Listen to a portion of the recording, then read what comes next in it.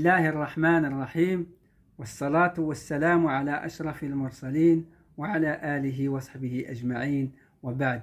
وقفة ثانية مع خلق العفو والتسامح في الإسلام.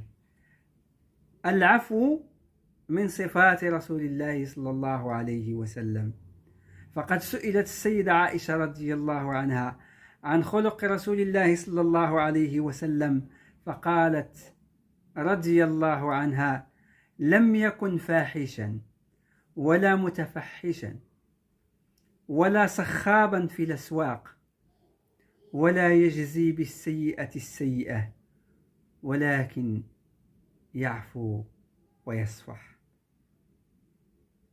ولقد جعل الحق سبحانه وتعالى خلق العفو من صفات المتقين.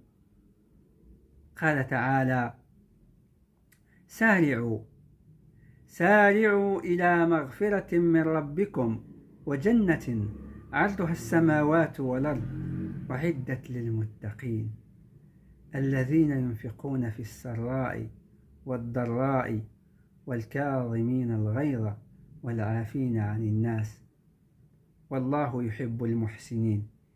يقول الإمام ابن كثير رحمه الله: أي مع كف الشر يعفون عمن ظلمهم في أنفسهم، فلا يبقى في أنفسهم شيء على أحد، وهذا أكمل الأحوال.